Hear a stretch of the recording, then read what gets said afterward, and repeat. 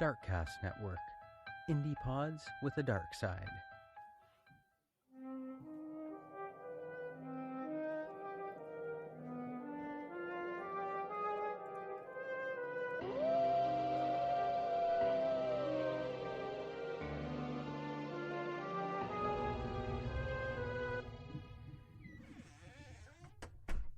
Welcome back to Castles and Cryptids, where the castles are haunted and the cryptids are cryptic as fuck. And I'm Alana. And I'm Kelsey. And we're back for another episode and week of craziness. Yep. Hope you enjoyed the last one. I was still trying to look up pictures for it, going, what the hell? I was just telling Kelsey. Yeah. Not knowing how to spell anything that you said.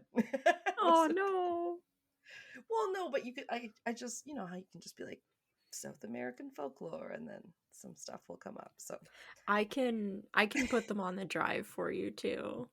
I can put them on the oh, drive. okay, yeah, you probably did have some pictures. Because I had a few pictures from that I put on the website. Yeah. I can put them on the drive for you. Hold on. Oh, cool. Yeah, sometimes there's a lot of like artist renderings, and I just don't know, you know, for any cryptids or whatever. There's some of the. It's got some of the creatures and the groups and stuff. That people don't realize how cryptid journalism is so hard, you know. Yeah, God, it's hard to find good sources. Yeah, for our imaginary cryptids. No, but I do appreciate podcasts where they will like talk to people about their actual paranormal and stuff stories. I don't know if you ever listened to some of those. No, there's some good ones.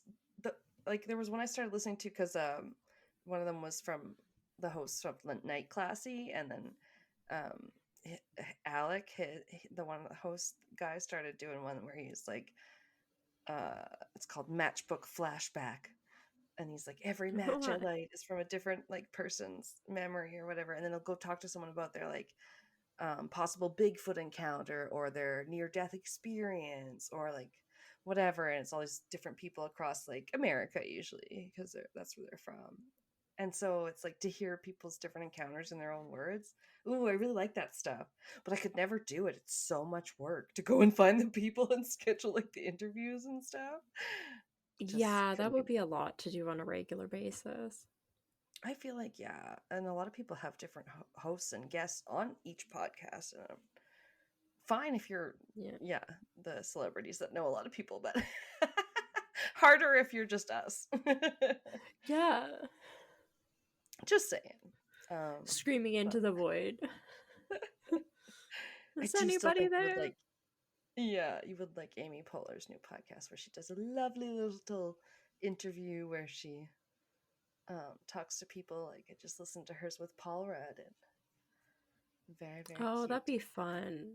They're both such funny people.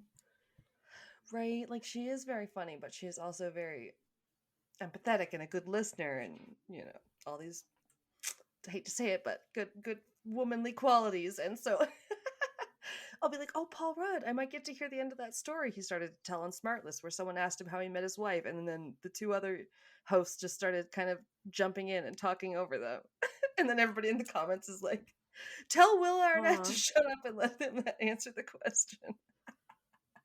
Yeah. So every podcast gets this kind of feedback. It's not, you know, even the big guys, the Smartless guys. Yeah, it's so funny. That's funny.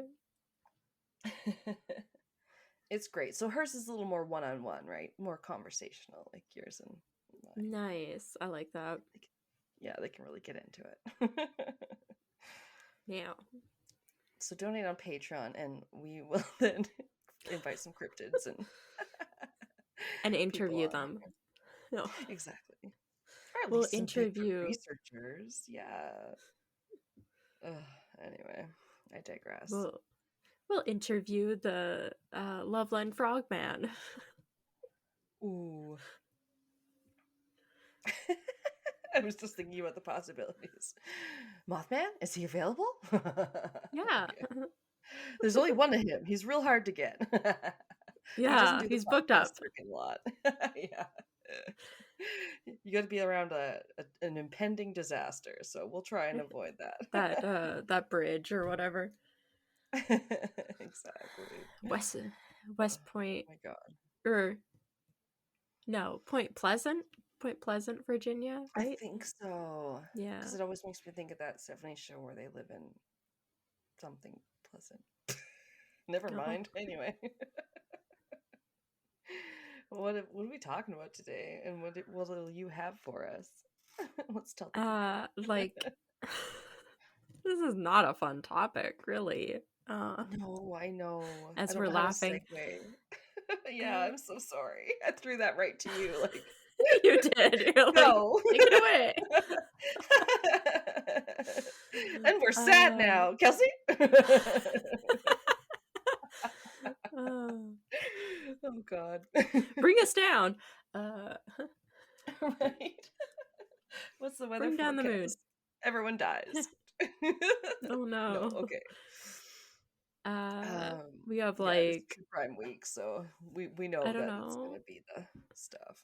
Bodies in bags, suitcases, however you wanted to interpret it. Yeah, which bodies found inside of things are unfortunately that person has been dismembered and they're very hard to identify. And traditionally, very tricky cases. It's impressive when they can, like, identify someone based on a torso or something like that. It's pretty crazy. So I'm interested. I'll definitely, like, they fascinate me. I don't feel bad saying that, but like, yeah, it's still very sad. My case, I think when I picked it, I heard there was like a really good documentary that was going to be coming out. Most of the sources were kind of talking about it coming out in a year, like that year. And this was a couple years ago. And I couldn't get access to it. It's on Amazon Prime. And I even tried turning on my VPN and saying I was in different countries. And it kept saying it wasn't available. So I couldn't watch it. Oh, so it's really not on Amazon Prime. Then you can find anyway. Yeah. Not in any of the countries I could try and that's pretend I was in. But so I'm sure if anybody has seen this documentary, I'm sure there's stuff that they talk about there because they interview family members and people that were close to the case, so they always are the best source to go to. But unfortunately, I couldn't access any of that, so I had to go based on like the news articles that were kind of talking about the launch of that documentary. But yeah. I've had that in the last couple cases too, I feel like. Yeah, I remembered you mentioning yours recently that had the same kind of thing. It was like, hey, if anybody knows where to watch this.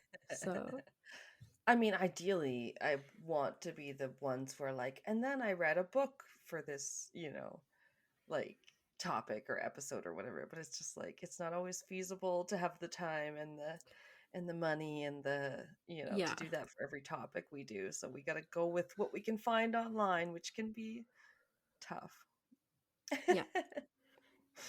So this one is the murder of Mee Kuen Chong. She also went by Deborah, but most of the time I will just be referring to her as Chong. And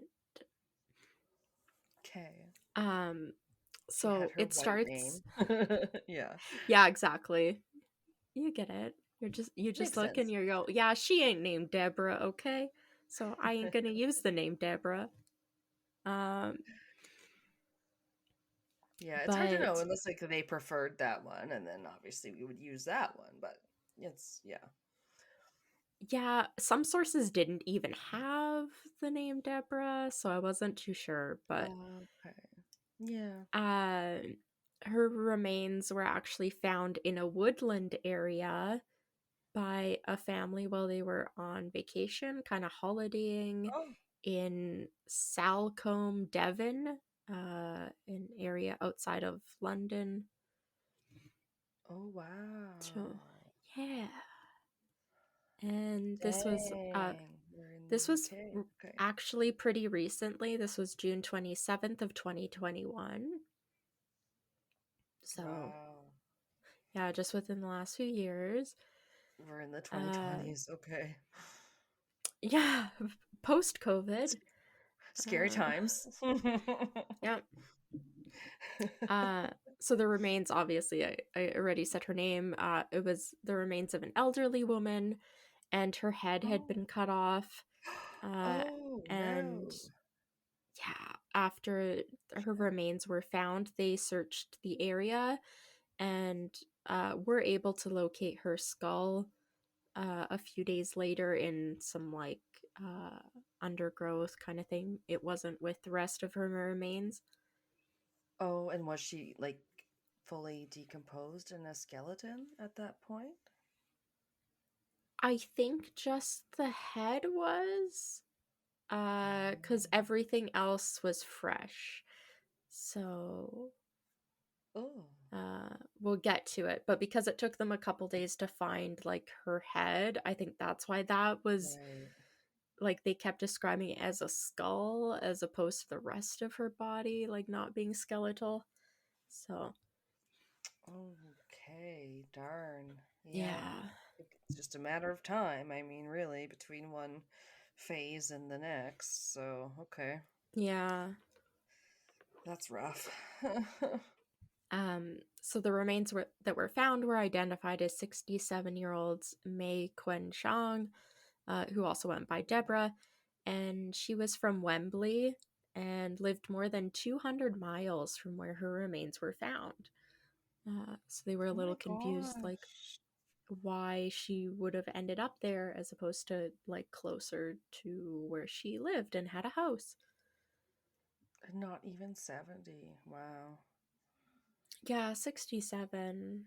I mean, and she looked really sweet. There was really only one picture I saw of her that all the sources seemed to keep using, and she looked very, I don't know, she just looked like warm and friendly. Um, Yeah.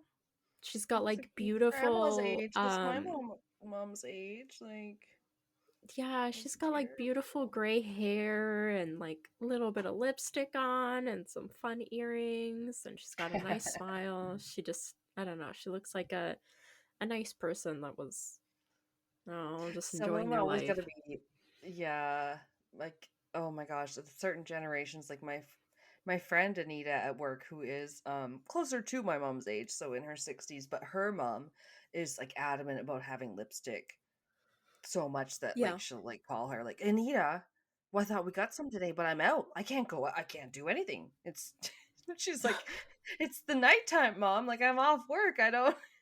This is not.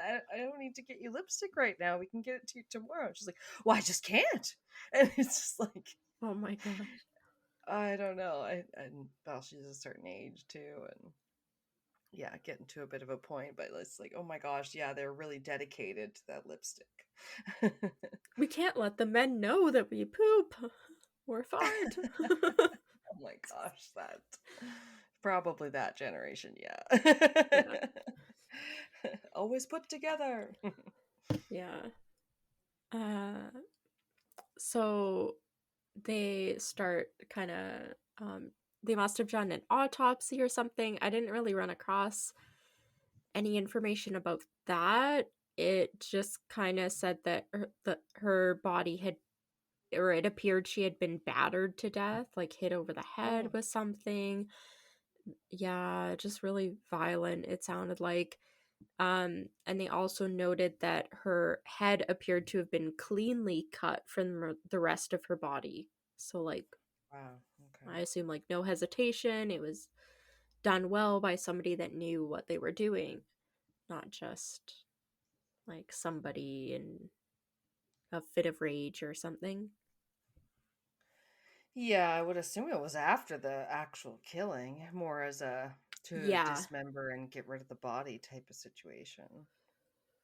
But I would hope anyway, almost. yeah. Chong was last seen actually exercising on Chaplin Road on June 9th. So that's how because she was identified pretty quickly, and then they started kind of piecing together when she may have died.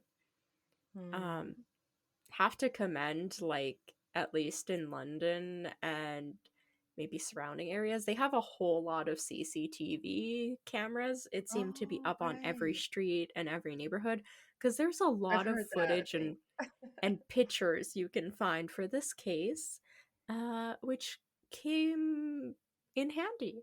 No, that's interesting. Actually, just fun fact was finishing my book as I was finishing my supper, which was like, oh, Kelsey, I'm sorry I'm late. It's like 8 o'clock. We gotta go record.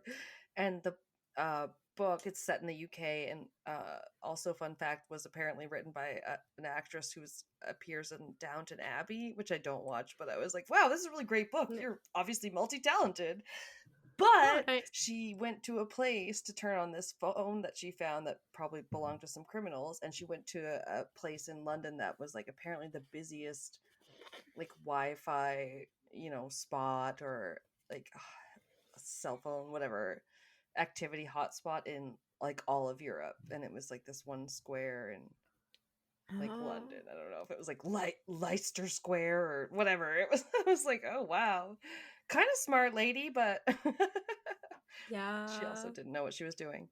Anyway, so that's just funny that you mentioned the CCTV, because I have heard that a lot too, that like they're covered in Britain in like cameras and stuff. So I mean, if you're not doing shady shit, it's, I think, good. Sorry. So Yes. I mean, I don't mind. I'm walking down the street, whatever. I could be on footage. It's not a big deal to me. If somebody's gonna try and abduct me or attack me, I'd like that to be on film so they can try and find who did it. That's true. There's always the upside and the downside to argue with that stuff, I feel like, because then you're like, my face is on this, or just my face is on AI, or someone could use my face, and so people always see the downside. Yeah, like I wouldn't want any of that hacked or sold or anything like that, but yeah. But in this case, no, sometimes people's alibis have been checked out because they were there's the one where they were in the stands at the Curb Your Enthusiasm filming or whatever, and that was their alibi because they were like in a football game sort of situation. They were filmed in the crowd, and they couldn't.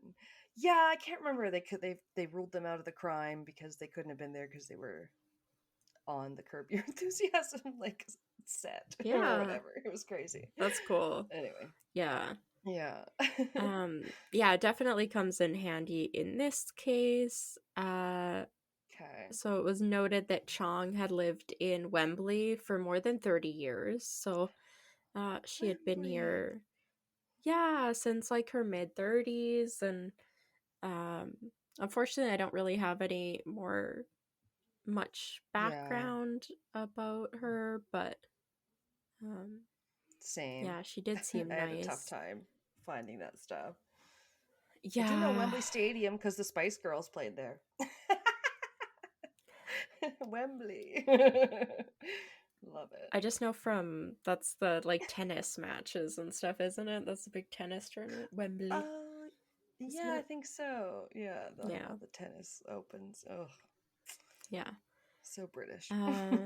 So we enter our other main person in the case, which is Gemma Mitchell. She's 38, and she met Chong while they were at church together. They were both devout Christians, and they stayed friendly over the next year or so, became a little closer. And Mitchell began acting as Chong's spiritual healer. Yeah, just red like flags. Right? I was just like, ooh, what? And so your partner? It said like your romantic partner? Like no. Oh, okay. Didn't seem like it. But I wasn't sure. No. Mitchell confided in Chong about her finances, and there was a couple different things. A lot of the sources said that Chong had either said she was going to sign over her home in Wembley, to Mitchell in order to avoid some sort of inheritance tax. Then there was other sources that said that Chong had agreed to lend Mitchell about $200,000 for renovations towards her $4 million or £4 million property that was like in dire need of renovations. So she's like, I will lend you or give you money. And then she later kind of backtracked and was like, actually, I'm not comfortable with that. And yeah, I'm not really sure which one's true or not. That's a tough But spot for sure. it had been kind of going back and forth, and Mitchell continued to pressure her for over kind of multiple times over the next year or so, until finally on June 7th, when Chong told Mitchell that she was not going to do it. So I don't know if that is referring to like giving her the money or selling her house or something along those lines. I heard something online that was like kind of like sage advice, like maybe don't lend money if you maybe can like expect not to see it back, because I guess extreme situations like where you might not just lose the relationship, but that things might escalate to the point where they say like don't set a limit you're comfortable with, and make an amount that if you never get it back, that it's not going to be detrimental to you, because unfortunately that's how it goes. But I know. And that's why it's like community and stuff, when someone does trust you with stuff like that, makes like you feel so good, I think, nowadays, where I'm like, if someone is willing to, like, even if it's just my mom, like, lend me money or whatever, I'm just like, good, you trust me, that makes me feel good. Or like they'll say like, yeah, you get a new neighbor and like sometimes maybe you should go pour a cup of sugar from them because then they'll feel good for lending it to you, which I don't know, I always thought kind of sounded like almost a bit of hooey, but I was like, I don't know.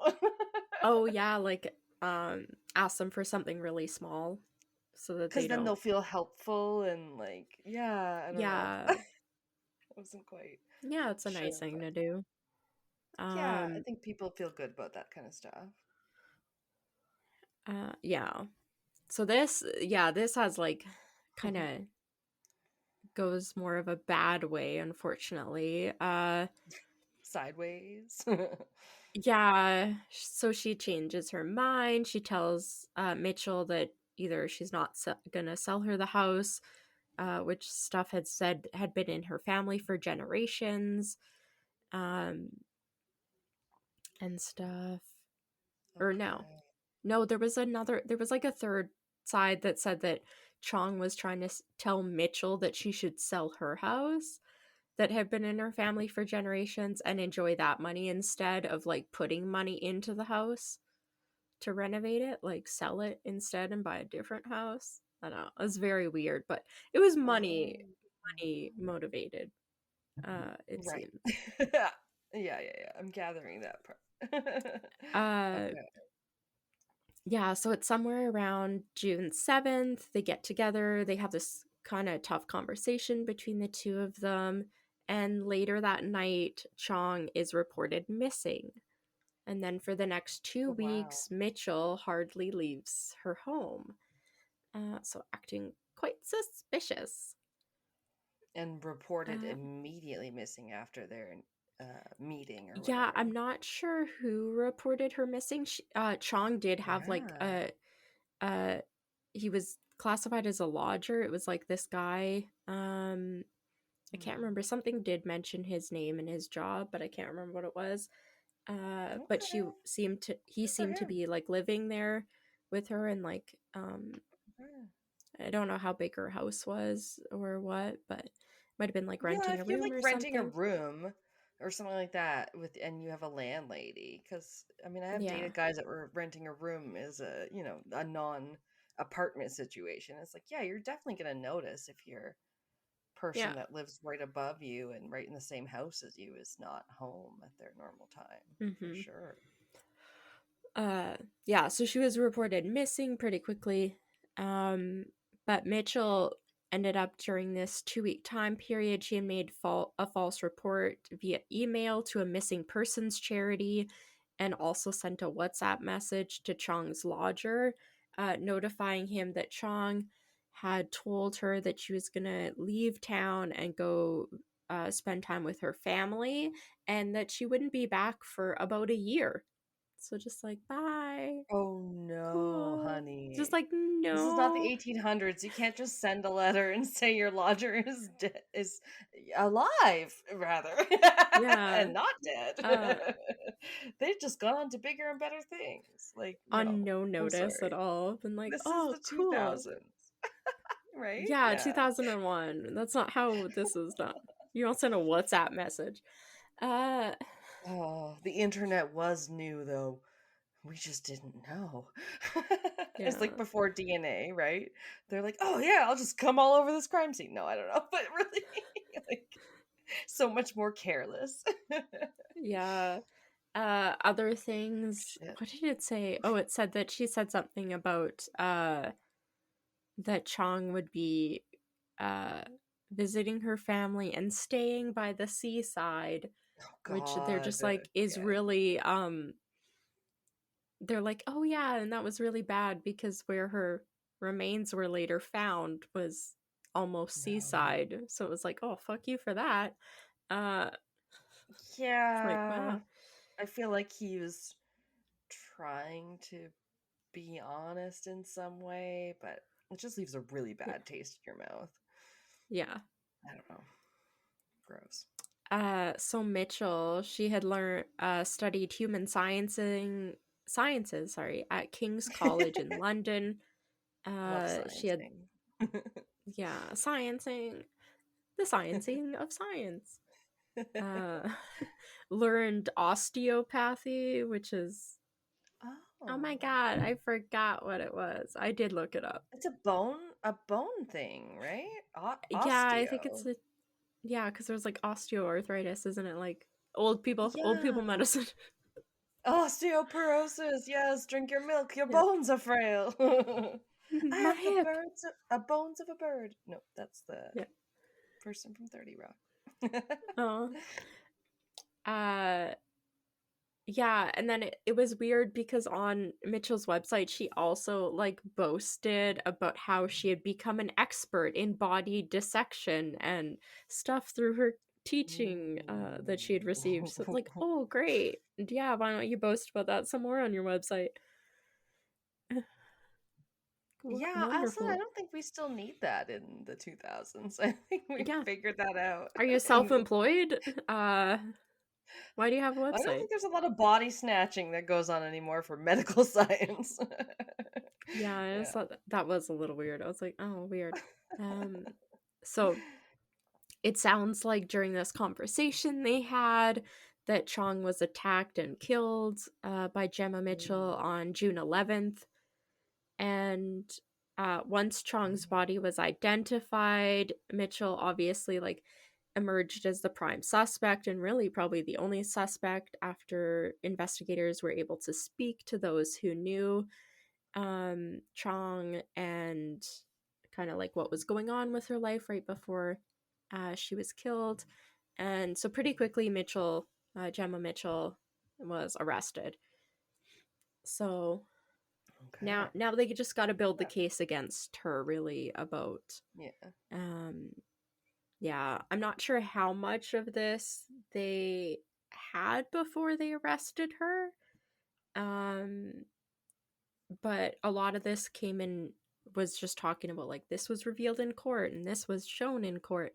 So I don't really know where and in what order some of this information would have been found, but I did piece it together the best I could about like what order some of the CCTV footage that they have of what went down I mean, I get it. I appreciate when someone has a good timeline and you can be like, oh, I tried. It was so confusing because I found pictures and stuff that had little captions and it was 100% out of order. And I was like, but you said that this one picture took place like 3 different times of the day on the same day already. And I was like, what's happening? I remember doing the research for the Patreon battle one where I was like, you said in a different part in this website, like conflicting information on how many people died in this battle.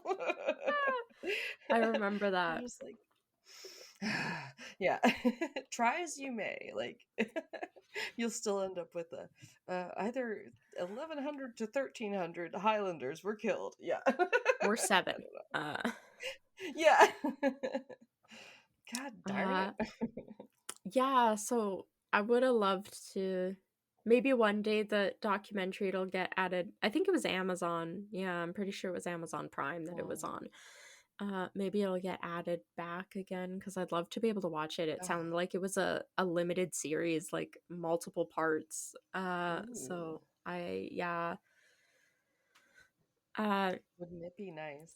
So getting into like what they kind of revealed in court, jurors were shown footage of Gemma Mitchell walking down Chaplin Road, where Chong lived, starting at about 6:23 a.m., where she was pulling a large blue fabric suitcase, and then she was kind of disguised. She was wearing a hat, a scarf, and a backpack, and walking like up the road that would be heading to Chong's house from where Mitchell lived. Just walking down the street with a big, huge suitcase. Just da-da-da-da-da. With wheels, without wheels. Yeah, already this sounds a little awkward. Mitchell turns to the road leading to Chong's house. And prosecution said, quote, "We can see there that she still has with her the blue suitcase," because this is a little later on in that day, but we can see much more clearly in this footage that she has a face mask, one of those surgical face masks on.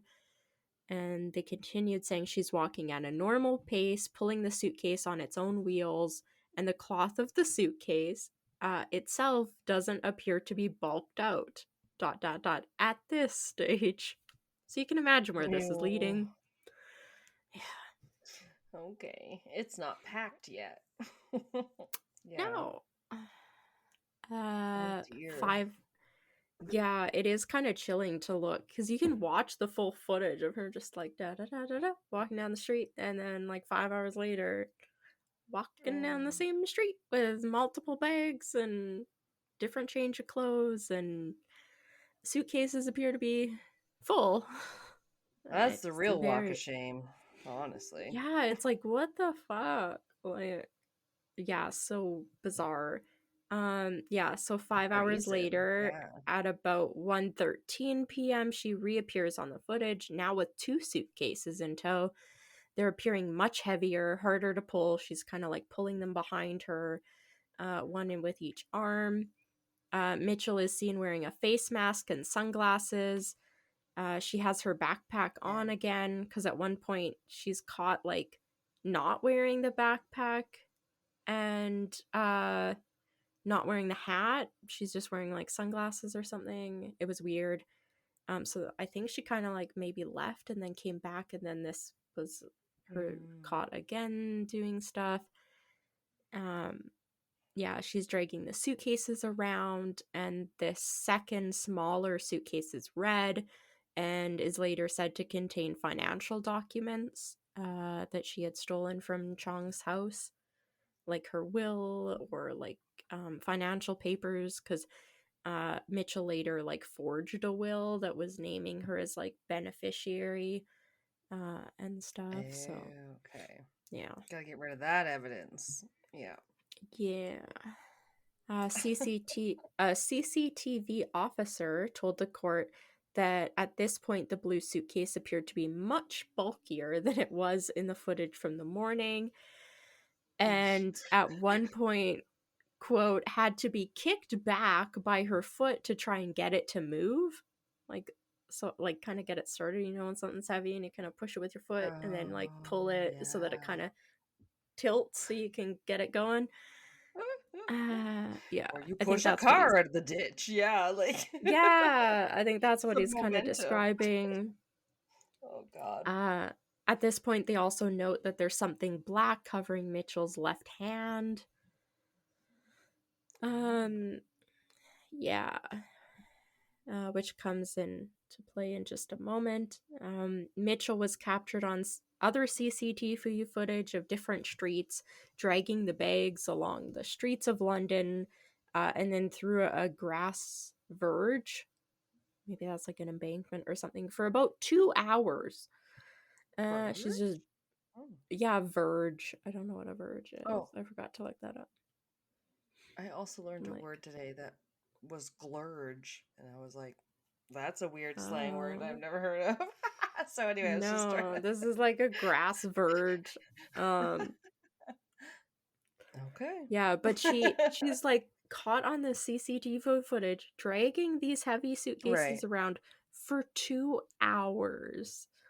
Good Lord, my girl. What are you doing? Before she's picked up by a taxi. Then they catch her up again right outside of her house, where a camera across the road picks her up, getting out of the taxi and dragging the suitcases kind of onto her property, and into her house, it appears. A house that she apparently shared. No, this is her own house now. Like, she was leaving Chong's house for 2 hours, and then now she's at her own house. Seriously, do not bring it closer to your own house. Right. Yeah, it did note that the house she... No. So you're good. It did note on one of the sources that the house she shared with her mom, and that the suitcase and everything may have been buried in the backyard. At some... Yeah, but I don't know about that because I was only in one source, and I read it somewhere and then I couldn't find it again. So. Oh, that's annoying. Yeah. Yeah. It's something I was trying to verify as well, and I was like, oh, never heard that again. Okay. Yeah. So catching up with what I said about Mitchell's left hand being covered by something black. So that night after she got home, Gemma Mitchell went to St. Thomas Hospital in central London the day of the killing to receive treatment for a broken finger, telling the personnel there that she had shut it in a door and broke it. Oof. So... Okay. I mean, that fucking hurts. I feel like I've slammed my finger in a door. And then went out to see some play or something with mom, and this guy she knew was like, oh, that must suck. And he was like holding my hand and being like, you closed it in a door. I just wanted to be like, yes, stop holding it. Yeah. Does this hurt? Yeah, I don't even remember why we were like at the Playhouse in Fredericton, maybe. Couldn't tell you why, but I do vividly remember having slammed my finger in a car door or something. Yeah, that really sucks. Oh yeah. Yeah, it seems more likely that, because it said that Chong was like battered to death, like she was beaten to death, basically. So it seems more likely. Bludgeoned. Yeah. Yeah. Sorry.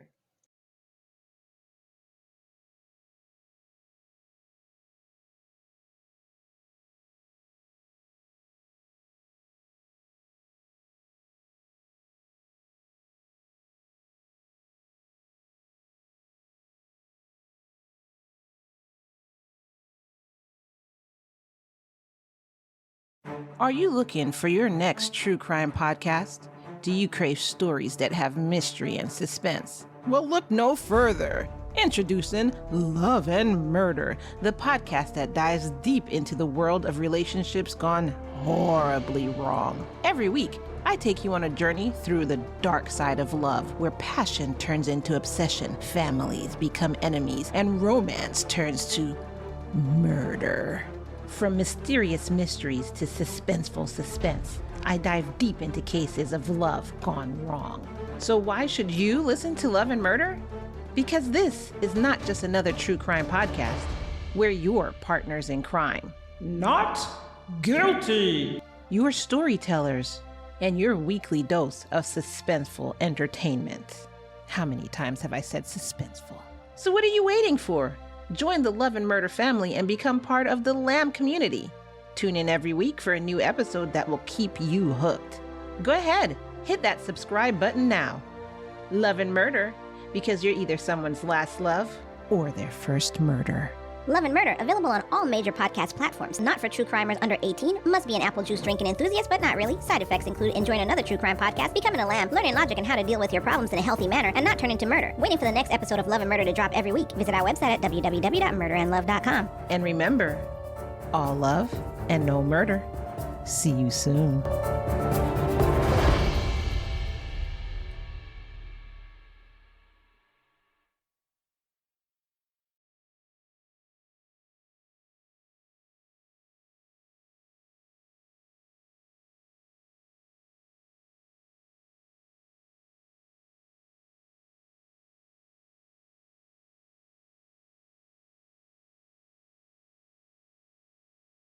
Weird.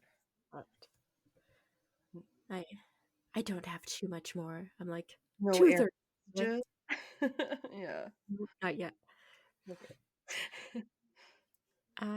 Yeah, so she goes to hospital, tells them she slammed her finger in the door and broke it. So there's footage of her like standing kind of at the entrance of the hospital. And then jurors were told that the blue suitcase that she was seen wheeling down the street was not seen again until June 26th, 15 days later. And she was also caught on footage on that time after she had rented a Volvo, and she had gotten a white Product placement. Sorry. Right? For all your body moving needs. Yeah. So she got like a white sheet. She laid that down in the trunk of the vehicle and then was seen struggling to lift the suitcase into the back of the car. So that's when the no doubt. all on good old CCTV footage right in front of her house. What a dummy. I just love her. I'll get to it, but I love her her like defense counsel.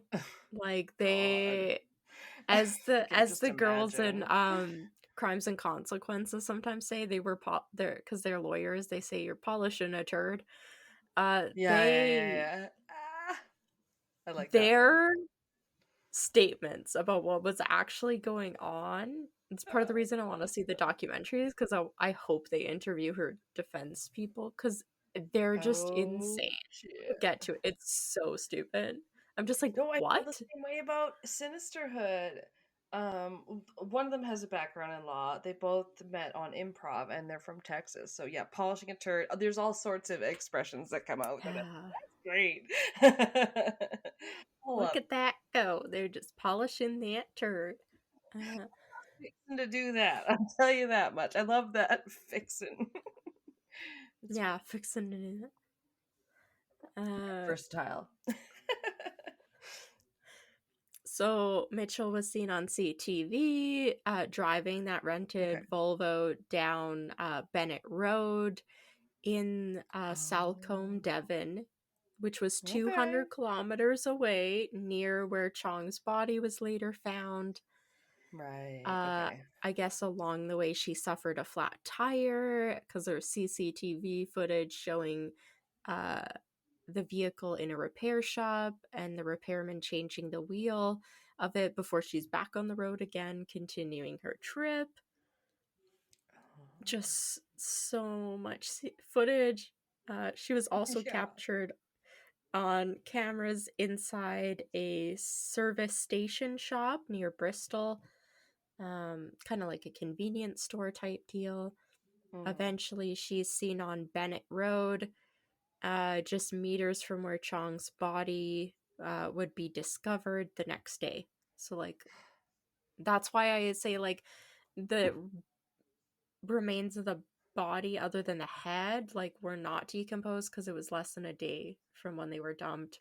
But her head was found a couple days later, so that's why that, I think, was a little decomposed.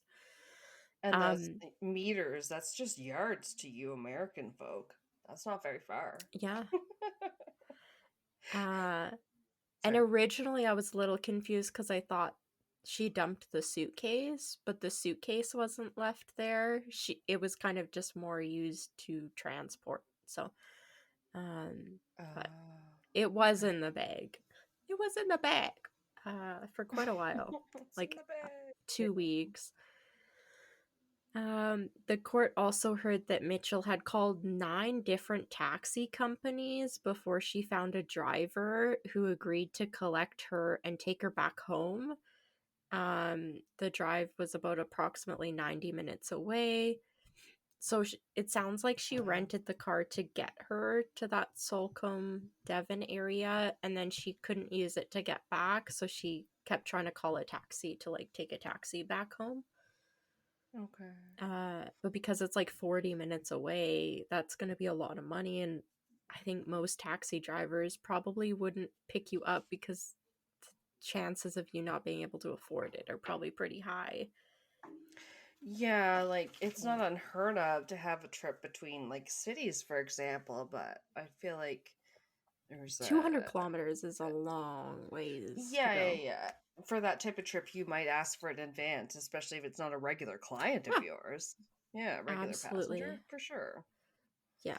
So it sounds like she's called like 9 different taxis or taxi companies before she found a driver who would agree to take her this trip. And she did find one and arrived back home in London shortly before 7 a.m. on June 27th. So that was the day the remains were found, I think was the 27th. So she arrived home like probably just a few hours before. The court also heard that, oh no, that's the same paragraph I just read. Oops. The blue suitcase was later recovered on top of Mitchell's neighbor's shed.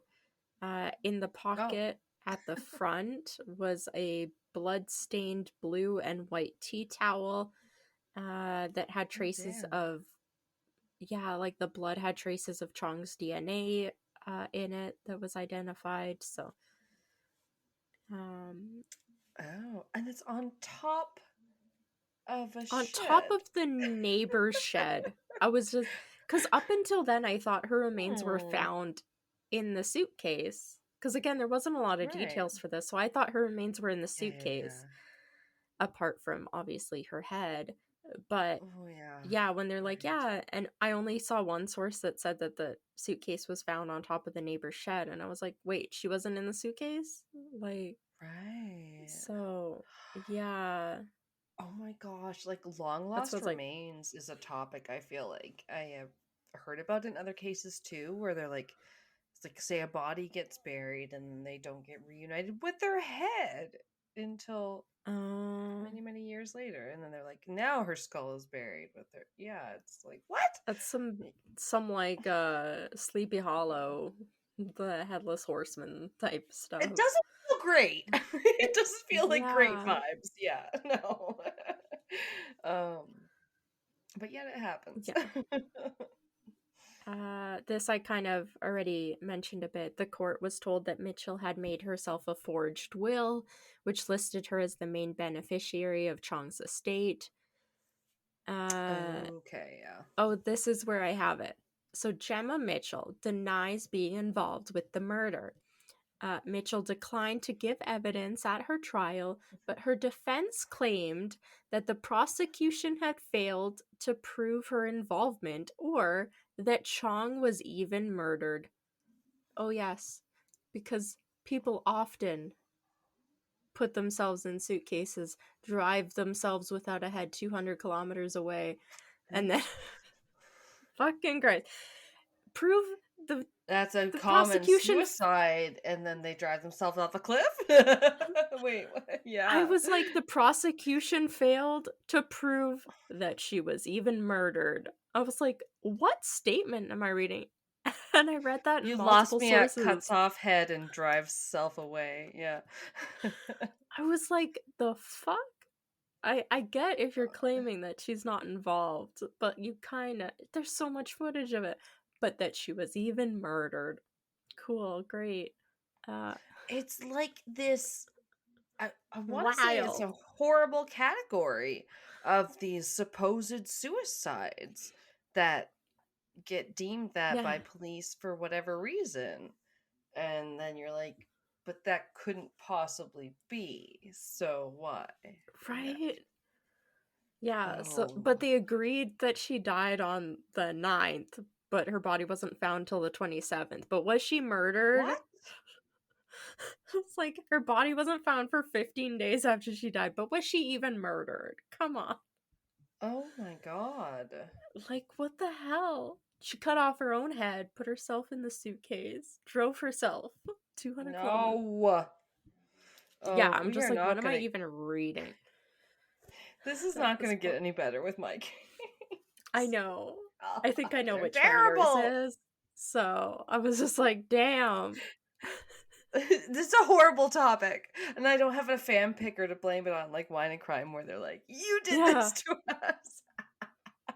I chose this. Me. That's what I was like, God, I hope if I can ever get a hold of that documentary, I hope they talk to her defense counsel, because I want them to explain how she wasn't murdered.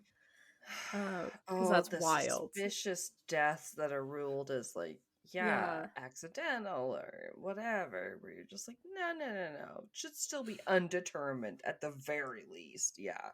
Boggles the mind. Yeah. Truly. Gemma's mother, Hilary Collard, it said, who, despite the wealth of damning evidence, continues to plead her daughter's case. Like, oh, great. So her mom believes that she isn't involved as well. There's literally footage of her casually, like, walking down the street, talking on the cell phone, pulling the suitcase behind her like it's no big deal, and then cut to footage of her barely being able to move it because it's so heavy, and she's like struggling with it for 2 hours and taking all of these breaks. Is that the mom hauling it or still? No, the daughter. Okay. But it's like you're saying they're like, why are you just walking down the street for 5 hours with the suitcase? Like, totes stupid. Normal. Not and there's literally footage at of her leaving the house with, like, going in with the blue suitcase and then coming out 5 hours later with the blue suitcase, and then you track her movements. Like, oh, it's just stupid. Like, don't be suspicious. Don't be suspicious. Yeah. That's all they've ever learned. I was like, in 2021, like, what are we doing? Really, though. There was a Detective Chief Inspector, Jim Eastwood, who led the investigation. He had a couple quotes saying, Mitchell has never accepted responsibility for Deborah's murder, so there are questions which remain unanswered. I think these are the questions he has: why she kept her body for a fortnight, why she decapitated her, why she deposited her remains in Salcombe. What we do know is that these were evil acts carried out by an evil woman, and the only motive clearly was one of financial gain. Like, manipulating the will to, like, kind of put herself as the beneficiary because they had arguments about money. Right, like, yeah. And couldn't clearly wait for her to die on her own. No, she had to kill her. Yeah. Right. God. The jury deliberated, I guess, for like 8 hours. And on the 28th of October, 2022, in the first televised sentencing of a woman in the UK, I thought that was kind of interesting, Gemma Mitchell was convicted of murder at the Old Bailey, must be a courthouse, and sentenced to life imprisonment with a minimum recommended sentence of 34 years. So kind of love that. Kind of love it when they call it the Old Bailey too. Yeah. So fun. I had a cat named Bailey, and she was old. And then sometimes I'll hear people be like, it's in the jowl, as in the jail, Gaol. And I'm like, yep, that's sometimes how they spelled it. They didn't necessarily called it the Gaol. Have you seen it spelled like that? Jail? No. That's so weird. It is weird. And then some American podcasters that I've come across that are like, what does that mean? And I was like, I think it's just an old British spelling. But then watching them or listening to them trying to pronounce it gives me a giggle. Yeah. Yeah. Hold on. I just want to see if I can find the 2-part. Yeah, it's a 2-part special. Hold on, I'm just opening one of my source links to talk about it. Yeah. It's okay. Yeah, A&E Network commissioned a 2-part special titled "Body in the Suitcase: The Murder of Deborah Chong." Yeah, and it was I think it was aired on television, and then it was put on Amazon Prime. But yeah, I couldn't get access to it, but I feel like they probably have more information in it if they were able to talk about like talk to family and friends and everything, which I thought I saw somewhere that it said that they talked to a bunch of people involved with the case. So yeah, but which is always nice to have that info. It's creepy, kind of like watching her walk down the street, because they don't even just have pictures, like they have the full footage kind of like spliced together, different pieces of it, and it's like, oh, like, okay. And then it's like a really heavy suitcase. It's a huge suitcase. Yeah, like, oh yeah, I'm picturing like a super big duffel bag or whatever.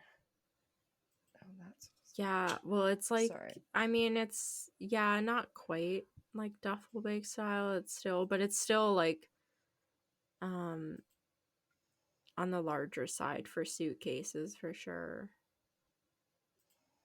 Oh, okay. I didn't even look at pictures from that. It was hitting home. It was like, I know, yeah.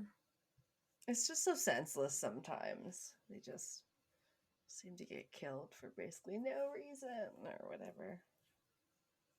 Yeah, it's like because you got in an argument with a woman you knew for like maybe a little over a year over money because you thought you were entitled to it. Like, it just... Can you imagine the amount of deaths if people didn't argue about money and not to like talk about how we should all have like a universal income or some sort of socialist, like whatever, I don't know. But like, yeah, it's crazy. It is crazy when they talk about the way things like that affect like crime.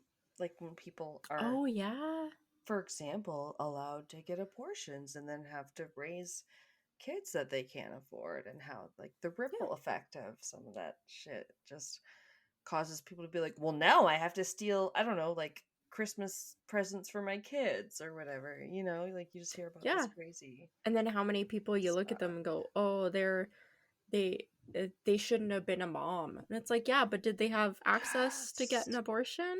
Did they want to be a mom? Or did you force this upon them? Like, totally reminiscent. I was listening to earlier they were talking about Chicken Soup for the Soul that came out in the 90s, and it was the girl that hosts You're Wrong About, but she was on American Hysteria podcast, and they were just like, yeah, it was kind of like, and do good. And then one of the inspiring stories was about a guy who looked up to his idol, and he was like, and I was like, oh no, it's OJ. And they were like, Orenthal James Simpson. I was like, oh yeah, no. But like, I do remember in the 90s the Chicken Soup for the Soul books everywhere. I do. I had a couple collections Because apparently like a there was like couple of them. 75 iterations, like Teenage Soul. Yeah, I had a couple of them. I had a Teenage Soul one, and one of the other ones. I can't remember. It got garage saled decades ago. Yes. I think I used to read them at like other people's houses. I don't know. Yeah, there's only so many times you can read the same stories in a book, so. Yeah, and like I was interested to hear. Anyway, they had good points of how like it was basically, you know, other people, you know, MLMs, and being like, we know the secret to making money. Buy our book and we'll tell you, you know, that kind of thing. Yes. And you're like, yeah, you're just an MLM, or literally the craze that was called The Secret, because it was just like, manifest what you want. And that's what the guys that wrote those books were like. They were like, and then I put a $1,000 bill that doesn't exist, but on my, or whatever, like ceiling at night, and I would look at it until I made it. And you're like, yeah. But then you also worked hard and had some luck too, so, you know. Yeah. That just reminded me. Totally. At my work the other day, a customer came in and they had a bunch of old money, like old bills, like yeah, very, very old. They had an old $2 bill, and they wanted to pay with it, and I was like, that's like your collection, like, whoa. Yeah, and they're like, yeah, it was like, they said it was some family members, they're just trying to get rid of it, and I was like, you know, these are like, it might not be worth, like, it's not going to be worth $1,000, but it could be, your $2 bill could be worth $50, like, if you don't want to pay, it's not modern currency. Yeah. Like, so, I think in America they once had a $2 bill, and like, so if you have one still left, yeah, that would be the equivalent of like something that's a rarity. Yeah. So she's like, yeah, I just want to pay with it. And I was like, I have to find out, because I know like they devalued like pennies. Like pennies aren't valid currency anymore. And especially stuff. not here in Canada. I was like, we just got rid of them shit. Yeah.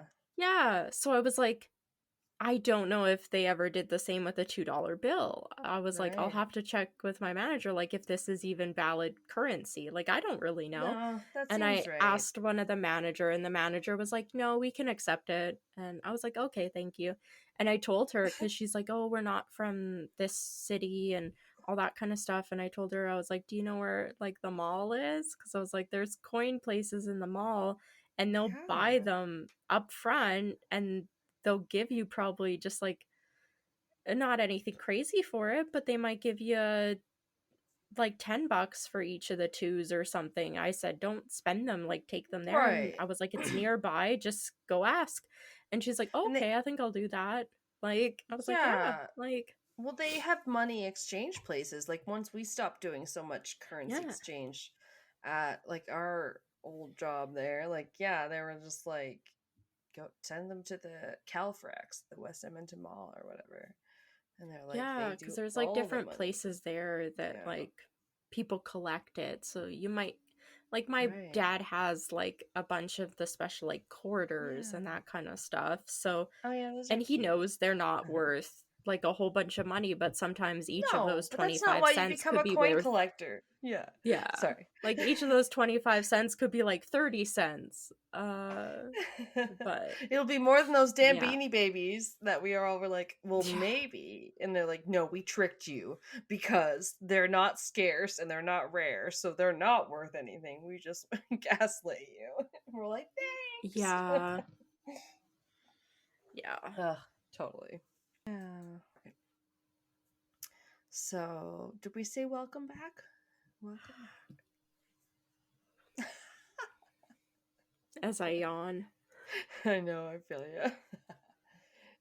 I forget about what we were editing, but we've definitely been recording for another 27 minutes, and some of that was the end of Kelsey, so... Anyway. This is my spy in the bag story, which is aka the case of Gareth Williams, also out of the UK, just like yours was. Oh. I know. Yep. the British. We can't stop. So, Gareth Williams was a talented mathematician. They like to say maths, and we just say math. Yeah, I was just gonna say maths. Yeah. I almost heard. Yeah, I think I heard some podcasters, like one was British, and they're like, "Yeah, I think you add an A to it, mathematician." You're like, we don't know. We just say mathematics. I don't know if there's an extra A in there. If that's just how we pronounce it. That's how I felt. No, but this dude was obviously way more classy. He's a British, actually from Wales, once we get into it, but talented mathematician, code breaker, and MI6 agent all together. Yeah. Right? He could definitely get it. He was also a member of the LGBTQ community. So, he was a very fit, smart, dedicated employee who never missed a day of work. And is kind of cute. Should I put up the pictures now? Go for it. I think I know the case. I don't know if I necessarily have seen any of the pictures ever associated with it, but I've heard it covered a couple times. Yeah, well, yes, so have I. And I had mentioned it to you as maybe the impetus or whatever for us covering this. Yeah. Oh shit. Yeah, because I think you told me what one you were covering, and then I was like, okay, I will not cover that one. I'll cover anything but.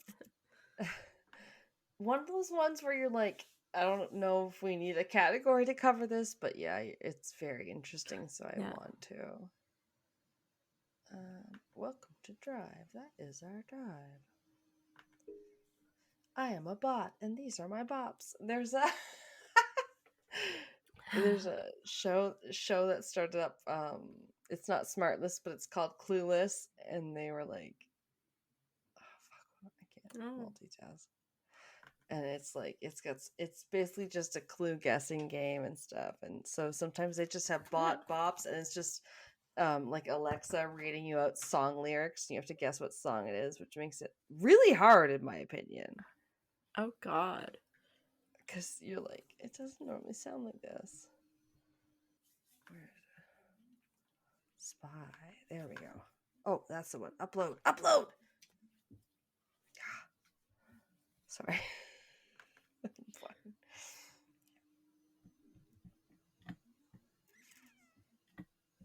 I'm just putting on hand cream while I wait. My hands have been so dry today. Oh my god. No, it's so funny that you say that. When I was listening to and watching on Spotify the Amy Poehler pod, because sometimes Spotify will have a video if they have it available. So anyway, hers did. And she would, a couple times she had girls on. She was like, oh, and I'm just getting out my lip balm. Lip balm break? As they both thought lip balm. And I was like, God, you're so relatable, Amy. Kelsey would love How do you keep it so real? She didn't do that this last one. That was the one with Paul Rudd, but they did simultaneously drink their tea, which was cute. Adorable. Good. Paul Rudd's been on such good shows, like Friends and Parks and Rec, and I know she talked to him about that, and I was like, yeah, I don't hardly remember that. And then she was like, it was only 5 episodes, and I was like, and they talked about the character and the Bobby, and I was like, oh yeah, yeah. Bobby Newport has never had a real job. Yes, that was in the comments. Give it to me. Give it to me. Give it to me. Give me. Well, she had Catherine Hahn on too, and I forgot that she was on Parks and Rec. Oh my god, hilarious! Yeah. She's the campaign advisor, isn't it? Something like that. Yeah, so funny. I love Catherine Hahn. She's hilarious. And Amy Poehler's just so cute. She's like, gets people to open up, but then she's like talking about how fun it was, and I'm just like, oh, I love you. You seem like such a good time. Yeah. No wonder your podcast is called Good Hang. You seem like such a good time. That's cute. Yeah, that's what it's called. Anyway, I'm out here doing the Lord's work, promoting Amy Poehler's new podcast. She doesn't need our help. She doesn't need our spotlight. No, and I swear, that's what fucking Will joked when they were on Smartless. They were like, what? You're the secret guest? Not me, you're my ex-wife. It's Sean who got you on here? Well, I just wanted to get you on. It's like a good hang or whatever. And then she's like, and I have a new podcast. And they're like, oh, that's why you're on here. Couldn't get you on before. No, they're just joking. Anyway. Now that you can promo yourself. Yeah. Yeah. But seriously, it's so good because, yeah, she lets people get a word in edgewise rather than those guys sometimes. Okay. Yeah. Sorry. So back to Gareth Williams, who basically was the Benedict Cumberbatch of this movie, a talented mathematician, code breaker, and MI6 agent. Tom Cruise? I don't like him though. No. But he was also member of the LGBTQ community. He's very fit, smart, a dedicated employee who never missed a day of work, well liked by his coworkers and loved by his family. So, although I don't have much more about his home life or early life, it seems like it was weird that it took a week for people to notice that he was dead and missing. Spoiler. Okay. Yeah. Yeah. Similar. I mean, we know if somebody's gonna turn up in a bag, but this is like, it's sad. It's very sad that it wasn't noticed or reported, I should say, because it probably was noticed by his job. If he's working at MI6, which is basically who Bond works for, I think, like it's the foreign intelligence of Britain. Yeah, this is not good. So, oh yeah, it kind of falls into that category we were just talking about, the seemingly impossible suicide. Excuse me. Yeah. Right? How was this or that? Yeah. Because they might have been able to kill themselves that way. Just because they might have doesn't mean they probably did. Yeah. But why? It makes no sense. I kept, like one of the ones that haunts me still from researching only was the one with Phoebe Handschuck in the Australian crimes. Very early, and she's like, found at the bottom of a garbage chute, and everyone was like, well, even if she was depressed, that's not how she would have killed herself. That's insane. And yet, it had like the stink of suspicion or whatever, so they're just like, no, it's cool. Ugh, it's infuriating. So he was hired by very prominent companies. First, he worked for the GCHQ, or the Government Communications Headquarters. Sounds like an FBI of Britain, or sort of whatever. I don't know what that is. I was like, or maybe the equivalent of like the NSA in the UK. I don't know. He started working for them in 2001, so it's definitely high up. It's very secure. It's their very elite intelligence agency of whatever form. Their website says, welcome to GCHQ. We are the UK's intelligence, security, and cyber agency. Our mission is to help keep the country safe. Oh wow, that's boring. Now that I read it out loud, it sounds like something the robots would write. Yeah. Just our jobs are too exciting. We need a boring website to deter people. Can you handle it? Yeah.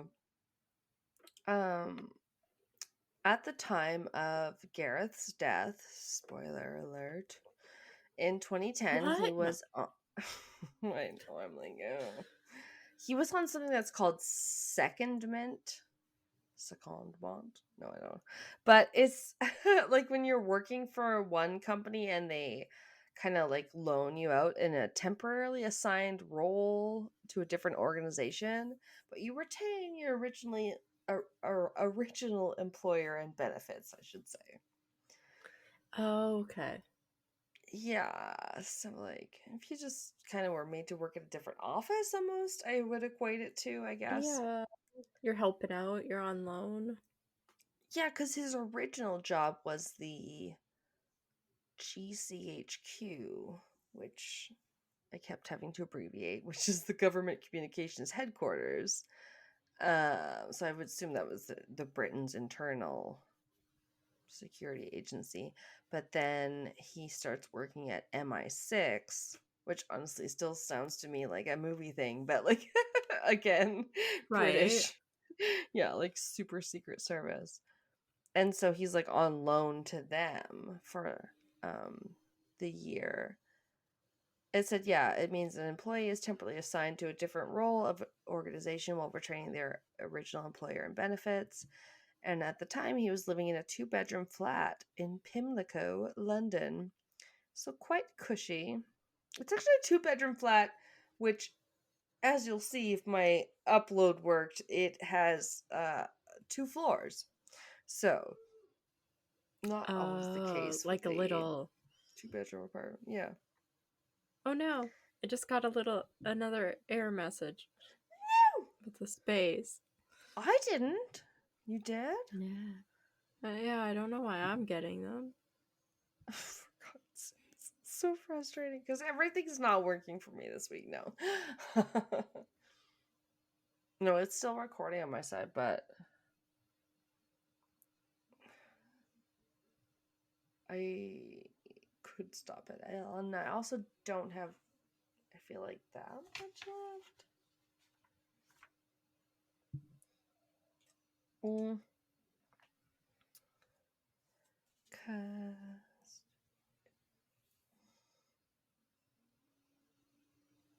Okay, yeah, so you got some of the pictures, or I did put up the pictures?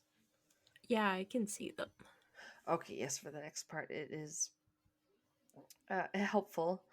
Because when they were called to do a welfare check, the police on the 2-bedroom flat in Pimlico, London, where Gareth lived, they were hit with an intense heat in the face, like an oven baking. You know, when you open that oven and you're like, oh!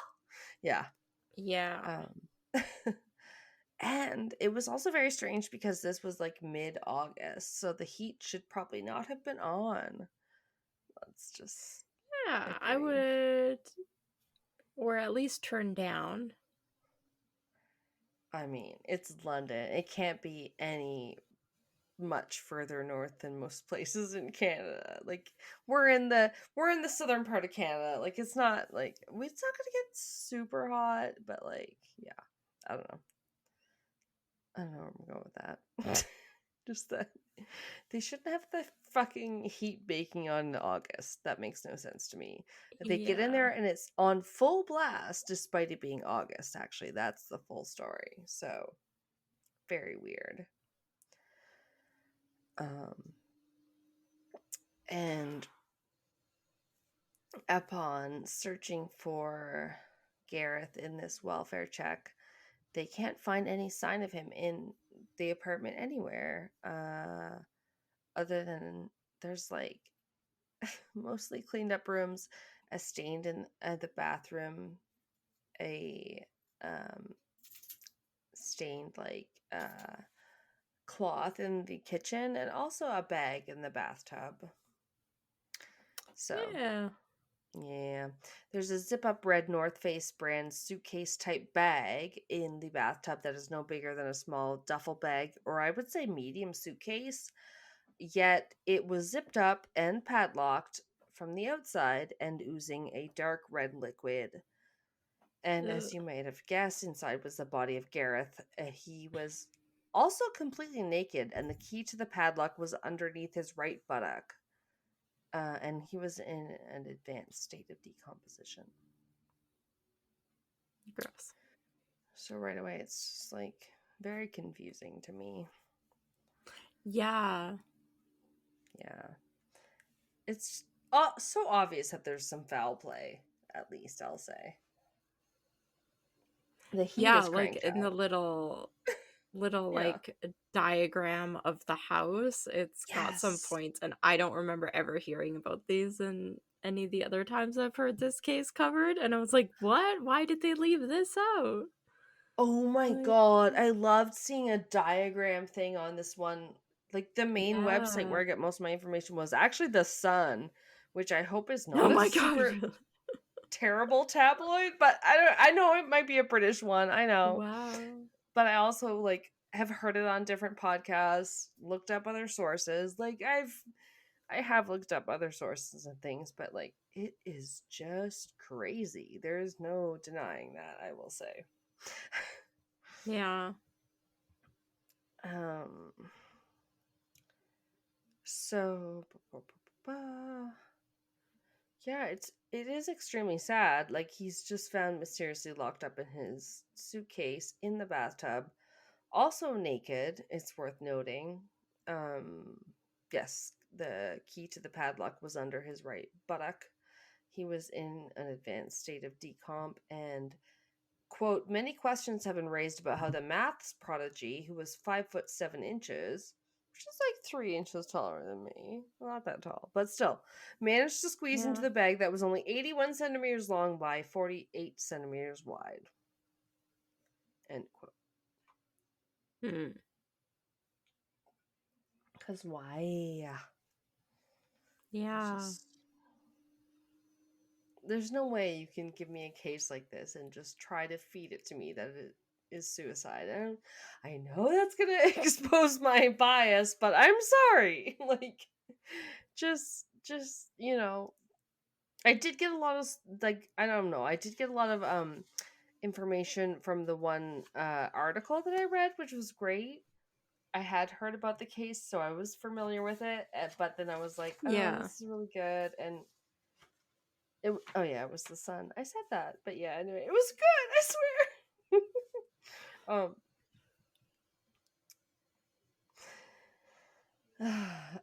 Forensic search and rescue specialist Peter Falding attempted to squeeze himself into a hold all, quote unquote, of the same make 300 times and failed, admitting it was very, very difficult to do. He said, I couldn't say it's impossible, but I think even Houdini would have struggled with this one. Which I think is pretty telling. If you're not like a trained contortionist, it would be quite painful to hold any sort of position like that. And I would like to say, even if you are, why would you make your final act some sort of show where you're like, I can't just kill myself, I now have to do a final trick as the, like, and then, like, even if that was how you're planning on killing yourself, what, are you gonna starve to death inside of it? Like, how are you supposed to be ending your life? You're absolutely just locked inside no one chooses the route that makes them, like, torture themselves to death. That's insane. Ugh. Yeah, it makes no sense. Yeah. Now it's frozen you, so you've been sitting with your hand in your forehead. Yes. I'm sorry. It's appropriate. Oh, okay. This did explain some stuff. Okay, so he was very smart. Where did we get to here?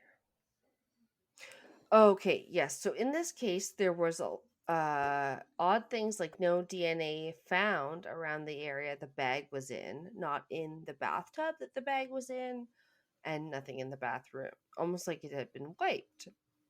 But there were semen stains outside the tub that had not been cleaned. So I guess there was a patch of jizz on the bathroom floor. Seems weird. Fabulous. Right? I swear to God, you're still frozen. Your thing just says you're still sitting like this. No. Which is thoroughly appropriate at the moment. Like, Kelsey still looks like she has her hand on her forehead. Oh my Okay.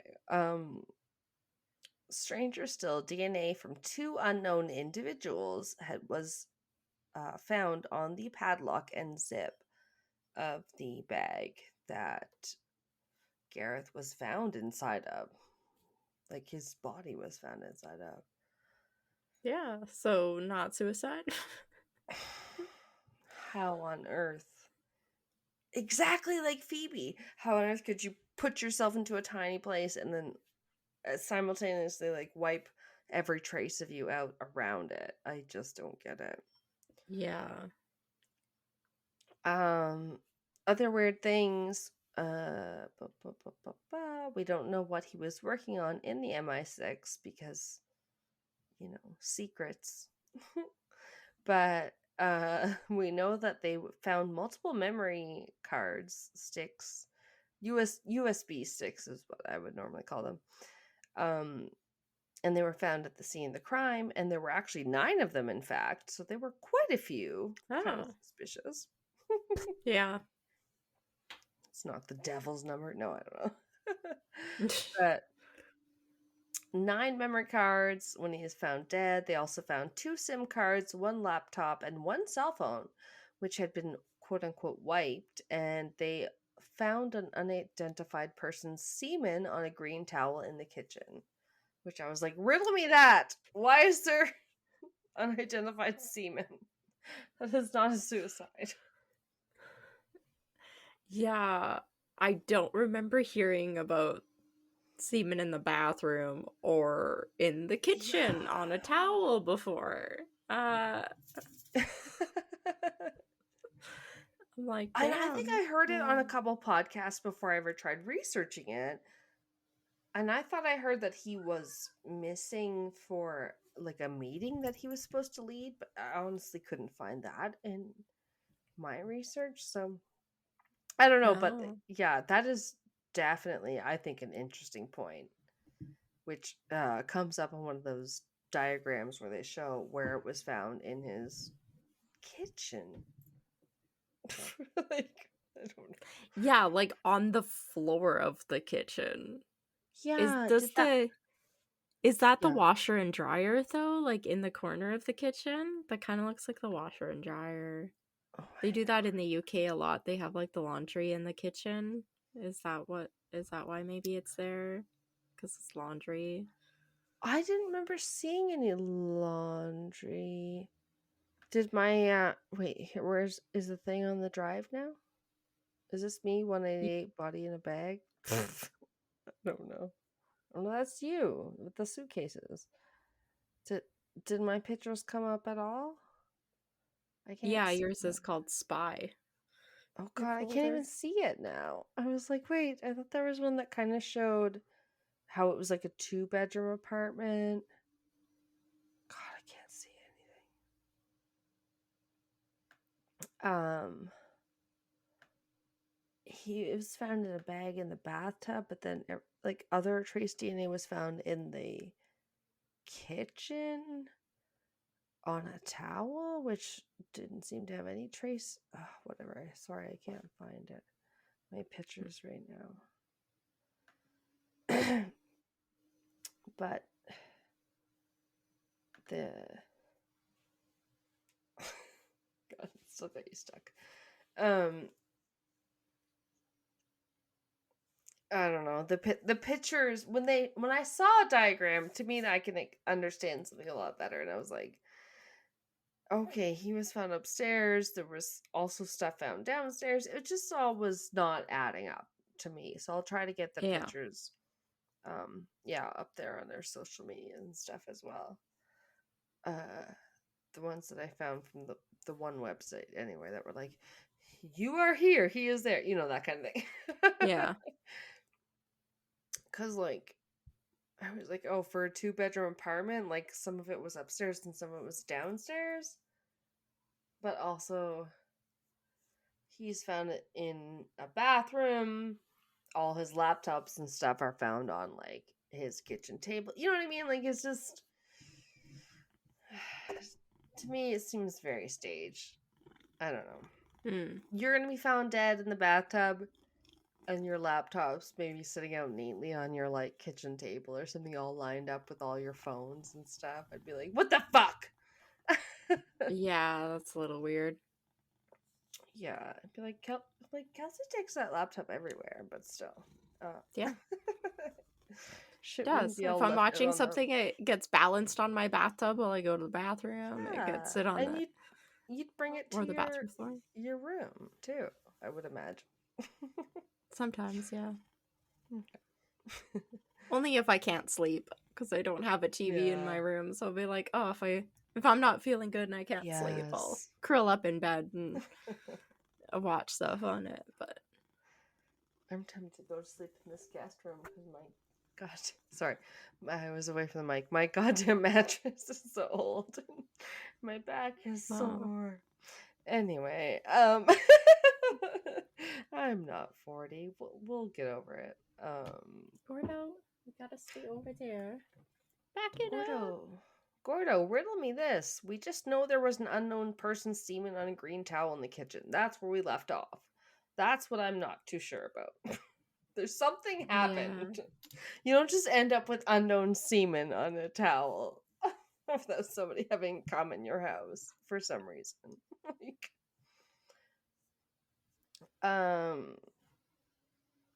For whatever reason, I had that this was where the like explaining what the British levels are. From what I can average, he was extremely smart in math and would have like passed high school at a very young age in Canada. That's what I got out of it. Okay. Yeah, like really, really smart. They kept saying he completed these things at this age, and I was like, I don't know what a GCSE is. So whatever. That's the GCSE is the like high school diploma. That's like your finals. Like in the UK, I guess? Because I was like... Yeah. I don't know. I thought maybe it was equivalent to like, don't the Americans have the SATs, which just apparently tell them how smart or not they are? Like, it's all very confusing to me. But... but no, so all that to say that Gareth, the protagonist of our story, was very smart, extremely skilled in like math and STEM and that sort of situation, and he had completed a doctorate in computer science at age 17, which I can understand that. Like, he's very smart. Jeez. Right?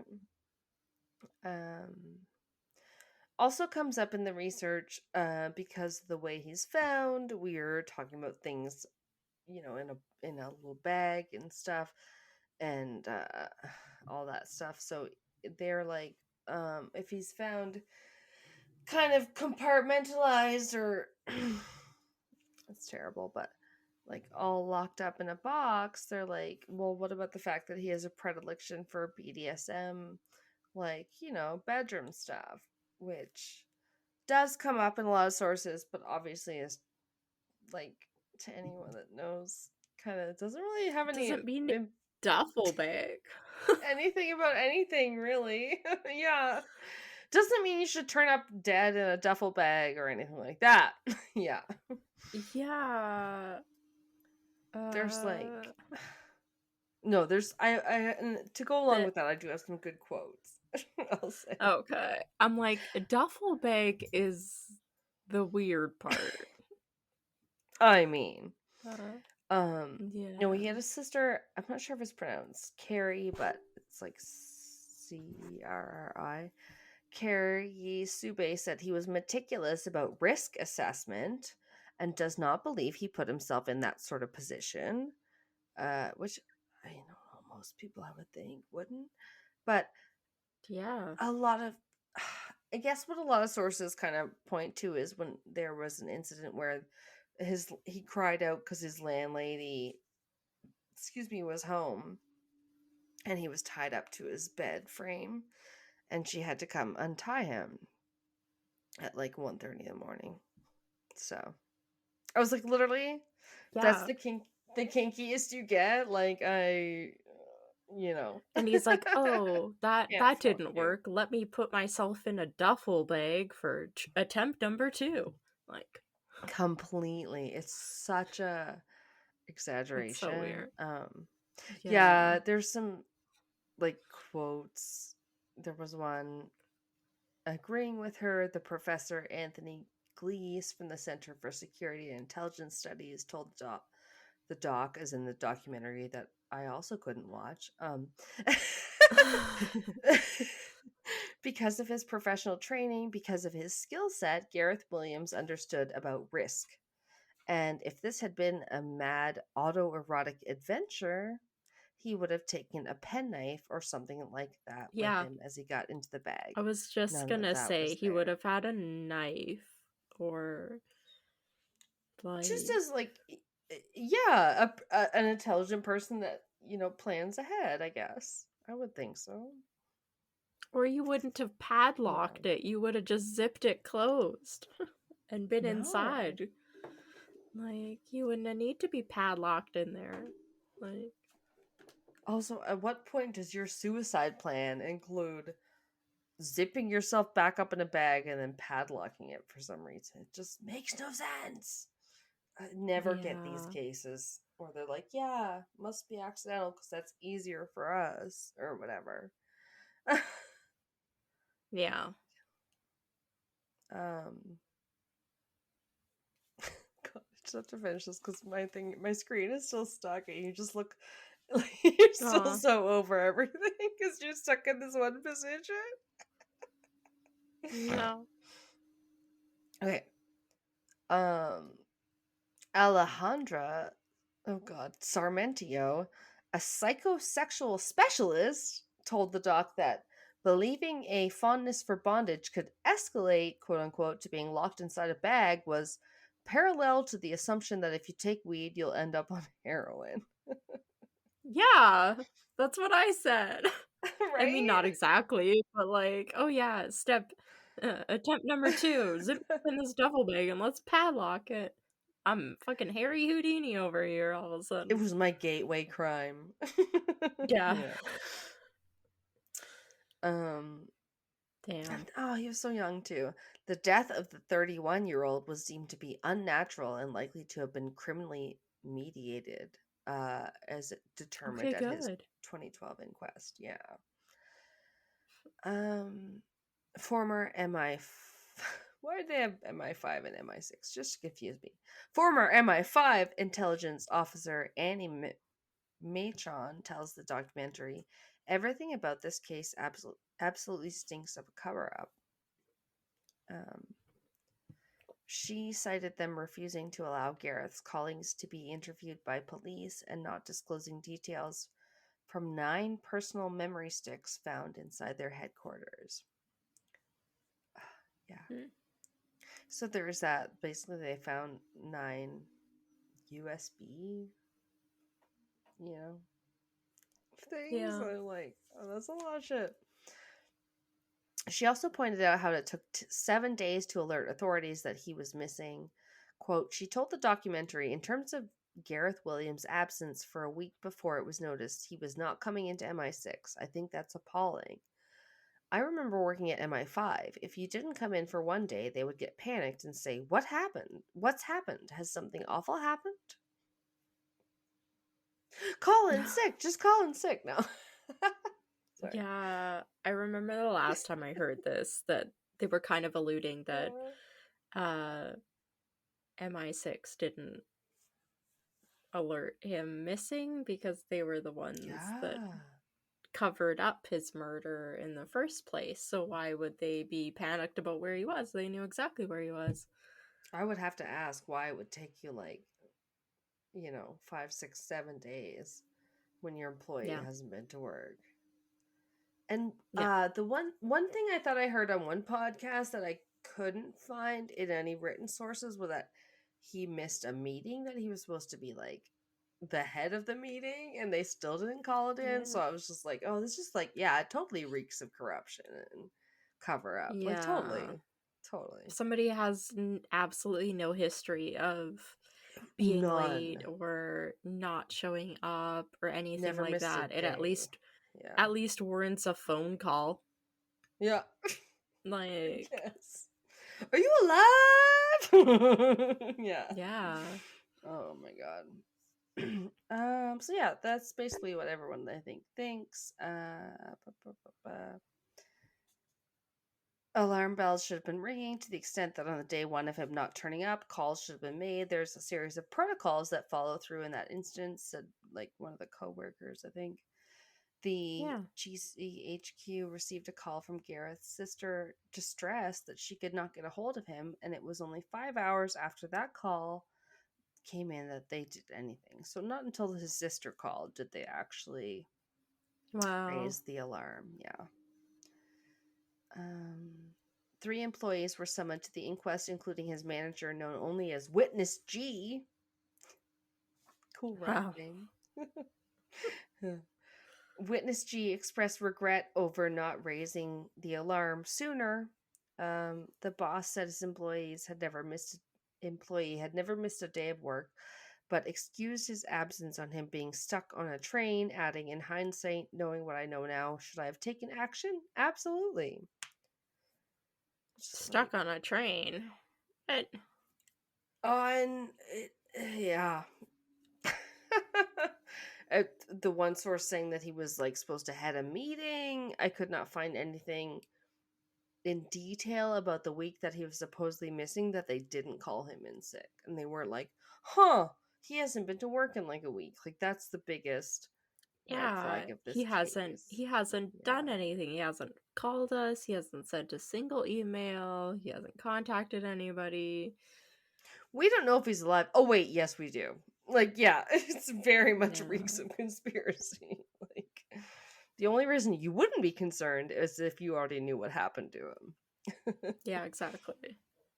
And like, so that's why I'm like, the boss being like, in hindsight, had I known what I know now, should I have taken action? Absolutely. I'm like, what? What did you know? No, if you have protocols in place, you should have followed them.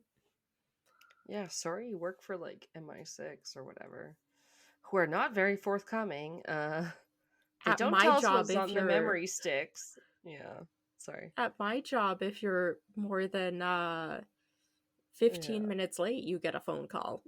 Like, fuck, you should. Are you alive? Yeah. Yeah. It said that MP, I guess that's like here, maybe Member of Parliament, Norman Baker said, the interesting question is why MI6 appear to be so willing to impede a police investigation and prevent the real facts about this matter from coming out. And you have to conclude that there were security reasons why that should be the case. Dun, dun, dun. And here's the prevalent theory. I think what Gareth may have stumbled across is the identity of a Russian mole in GCHQ, and I believe he would have told his MI6 handlers about that matter, and they would have been fully in the picture. That being the case, the Russians would have concluded perhaps that Gareth Williams had to be disposed of in order to protect their source within GCHQ Cheltenham. That would give a reason for his disposal. So he's a spy. He gets off by Gordo's spies. being a shit. Gordo, did you look at scratch at the blinds? Did he see the diagram? No. Anyway, I don't think so. No, it's fine. For me, I love a picture, and if anything has like a diagram or something, I'm like, I know. I understand now. But it is weird because like he's found in the bathtub. All the shit he owns, like a laptop and a phone and stuff. I don't know if I got to that, but they were on a table, like all neatly lined up in the living room. It's just all very, very strange. And Gordo knows it. Yeah. So basically, it's one of those ones where like I don't think people are gonna admit it. They're like, some people say they have some doubts. Yes, he may or may not have exposed a Russian agent. That is some people's theory as to why he might have needed to been killed. There was a former Russian KGB operative called Boris Karpachov who said, yeah, I was probably killed to protect the identity of a Russian spy he had found out. And he said he probably was killed by the Russian Foreign Intelligence Service, committed the murder by putting a poison in his ear, introduced in his ear, that they couldn't find. In his ear? In his That's weird. I know. Poison in your ear. But, like, because apparently that would have been less detectable in some capacity. Yeah. I think I read. I mean, how many times are they swabbing ears for stuff? Like, they check your stomach contents, they check you for needle marks. What are they doing with your ears? Well, and that's if a full autopsy is ordered, I believe, right? Like, that's kind of if you're lucky. But, like, other people had disagreements. There was what's DCI? Detective, something investigator in Britain. Hamish Campbell, he disagreed. He was the Met's head of homicide. He said it was not usual for secret agents to kill agents from other countries. Like, they're more likely to kill... Well, they're more likely to kill people on their own soil. They're like, why would a Russian guy come and kill a British operative? And I was like, yeah, I can see that. I don't know.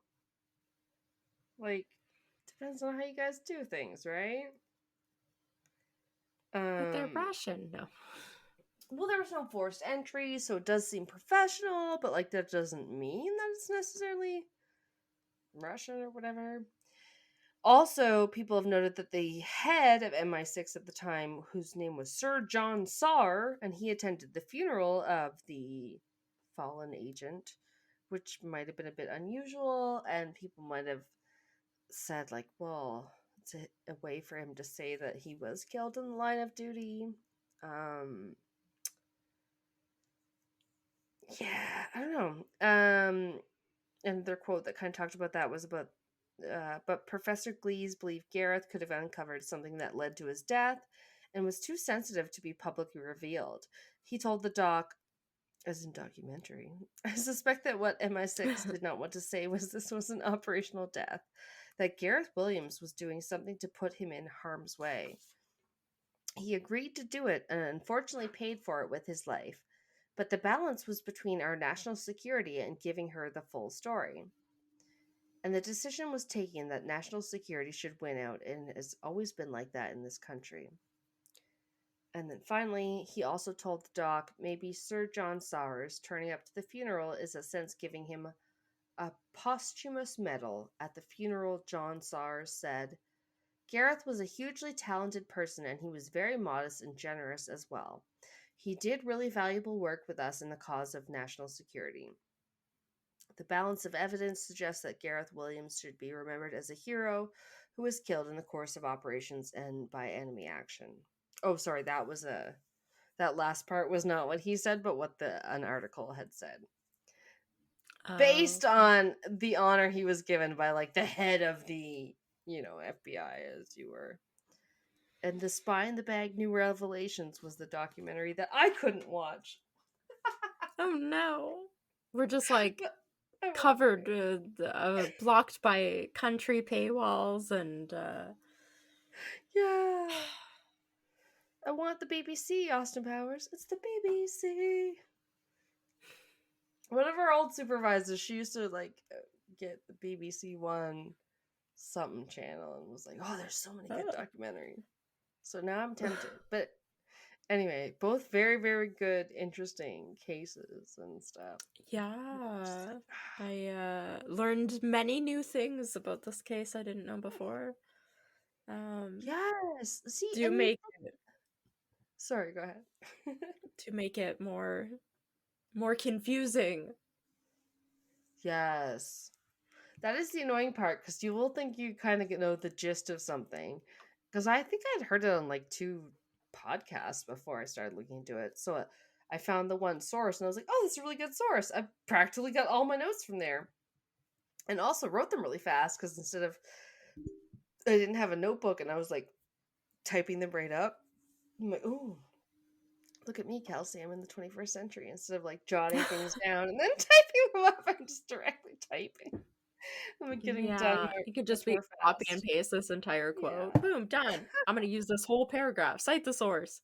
Like, I know, especially when you're quotes are great. I like, and then I was just like, oh shit, yeah, no, this is like, it was a pretty good source. I felt like I got pretty much everything that I was like, I'll just check a couple more, and I think what I had more was basically I kind of fact checked, and like BuzzFeed said a lot of the same things. Oh, and also that this was part of a larger article, not an article itself, but like multiple article news piece that it linked me to like something that was like 14 suspected hits on British soil that the government ignored. So this was apparently linked in a group of deaths that were a little suspicious. And apparently BuzzFeed has like an entire investigative department. Like, I was like, wait, they have like an actual news? not just lists of what Harry Potter character you are? Yeah. Exactly. Or like the BuzzFeed Unsolved guys or whoever they are. Yeah. 27 memes that prove somebody's life is going worse than yours. You're like, oh, great. That's what I want to click on, to be fair, because I want to feel better about myself. But yeah, I didn't know they did like what seems like real journalism, because I end up using them as one source, being like, wait, and yeah, that's basically what it was. Like that's probably like it could be linked to other bigger things, which I was like, whoa. I don't know, man. We should look into that shit, because that is crazy. But some of it backed up, some of the other claims. Oh, there's like, police are like, oh, he's been on BDSM websites and drag clubs, and you know how they try to muddy the waters. And but how does that equal duffel bag? Like, I've never, ever heard of somebody locking themselves in a duffel bag. Like, I feel like that's not a thing. It's not. It's totally not. I don't think there's a sexual name for it. I don't think it's a Cleveland steamer. There was... Oh, I put one thing on where it kind of showed how a yoga instructor tried to fit himself into the duffel bag thing like 300 times and wasn't able to do it. Yeah, like nobody could recreate it. It was insane. And they're like, you wouldn't have had like no DNA around the thing if you had actually done it yourself. But basically, from all the updates and the inquests I could find, they were like, Scotland Yard looked into it. Oh, and we can't find anything. It just seems like everybody almost gets like shut up about it. I don't know. Yeah. Very suspicious.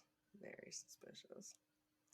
Very sad too, just for the poor guy. Like, he looks so fit, like prime of his life, and like just doing his job too. That's what seems like to and me. sounds like people liked him and he was really good at his job, so... And also, what did they do to trick him? Why was there semen in the kitchen? Why was there semen in the bathroom? Why was there no forced entry? Did someone like say they were coming over for a sexy party and they just fucking, Black Widow too? Or like, I just don't get it. And it's terrible. I mean, that could be like uninvolved. I mean, if he is like gay or whatever, like that could have been before, and then this happened later, and somebody knocked on the door and came in. Like, if he did know the identity of like an undercover mole that was like in his department or something, then that person could have been the one that came in and done this. And then because he worked with them, he may have let them in thinking he could handle the situation, but I could see a scenario like that. And they said that maybe he because he worked undercover, he might have had to have some like women's clothing and stuff. And so obviously, I think when they talk about details like that, sometimes I just like almost want to leave it out, because it's almost like a red herring. You're just like, I don't think that is the main thing here.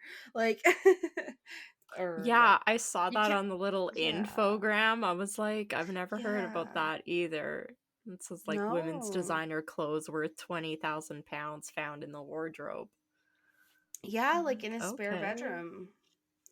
But if it had to do with his undercover work, I don't know.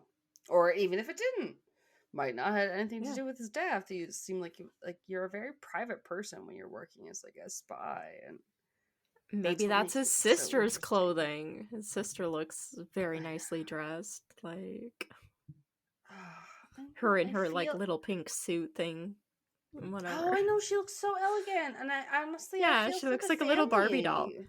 Yeah, in cases like this, you're like, they just want answers, and they don't want people to just like speculate wildly. Not that that's what I'm saying we're doing, but like, yeah, it just sucks. It just really sucks that they still, like, they've had a documentary out about this one that I can't watch, and yeah, it's still not, solved. It's like, ugh.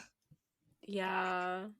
Right? I don't know if we'll ever know with this one, or it'll be like something they figure out like 60 years from now, like they did with the didn't they just recently they figured out like the Somerton Man case, and then we figured out the Boy in the Box case, and yeah, that was an interesting one, all that kind of stuff. Yeah, because it had some clues that they thought they found the identity, and I get that, but this one I'm just like, you just tried to cover this up because you're a shithead. I don't know. Yeah. I don't know. Also, it's still really weird because you're still frozen, but we're still recording. Oh, no. But you still look just frustrated. I promise I've moved. I love that her headshot is just like, ugh, I'm over this, head in hand. It's very evocative of the feeling you get when you're done a true crime case. You're like, oh, yeah, it's terrible. But yeah, anyway, I don't know. Do we think we're getting the next one out on time? We might be. I feel a little pressure when we don't get it recorded by like Monday or it's Tuesday of the week it has to come out. Yeah. But we picked our next two, so I think next week we should have out to you Haunted AF Hospital themed crimes. We'll do our damnedest. Yeah, we'll see. So if sometimes we have to jaunt in another Darkcast lovely network, that sometimes gives us a little bit of cushion. Yeah. Yeah, guys, give us a break. It's almost summer, and we might be trying to go see a damn movie actually instead of just only recording. It's the only way we see each other. Oh, yeah. Let's go do something, have fun. Yes, I forgot how fun movies are. They are though. Yeah, it's nice to get out and about. Yeah, it's been.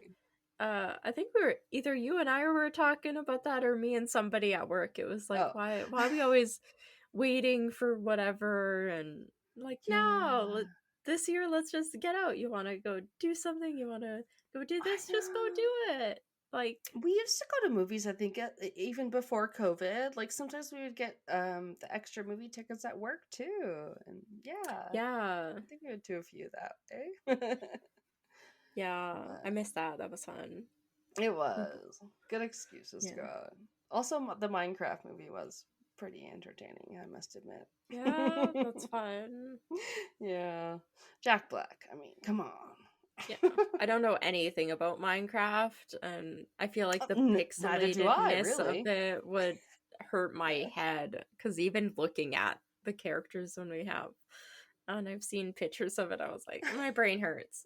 I can't look at it. It's too pixelated and square, and I enjoyed watching it with Rain in the movie theater. I said to her, like, maybe I didn't super get all the references, but I understood it. It was good. I didn't need to. Yeah, that's good. Yeah.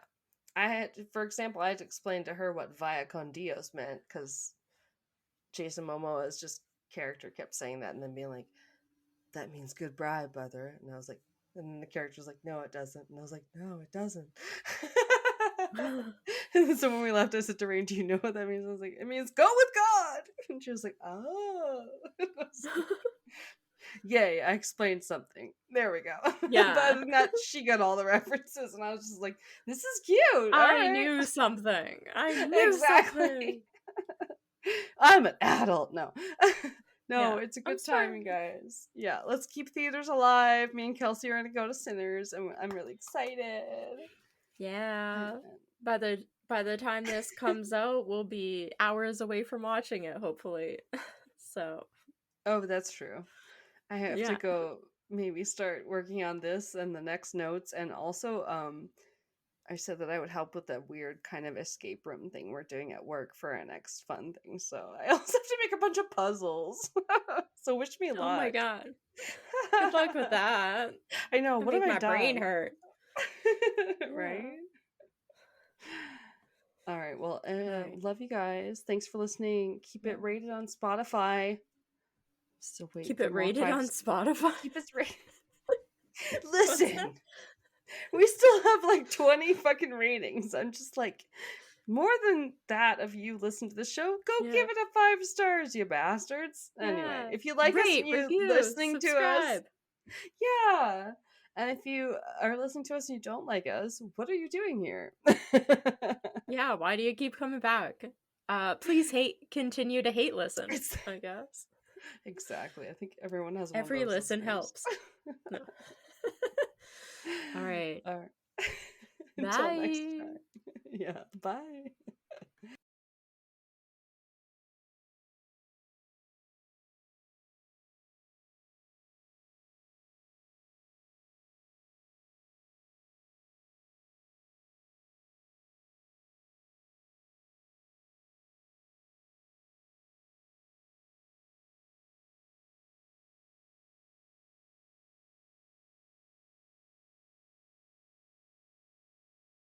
Thank you for listening to Castles and Cryptids. We love all our listeners and appreciate every subscriber, every new review, every listen, rate, and download. Our music is by Kobe Off Air, and our cover art is by Antonio Garcia. We are also a proud member of Darkcast Network, where you can find the best and spookiest of all indie podcasts. Follow us on social media, where we are at Castles and Cryptids on mostly all of the things, now including TikTok. Check out our bonus content on Patreon. Cryptid clashes, video minisodes of your hosts making asses of themselves, Ask Me Anything, quizzes, other special episodes, and more. Starting at just $2 a month, you can get 1 to 2 extra episodes, depending on your level. We produce, edit, and research everything ourselves, and any support you can lend helps us to keep it cryptic.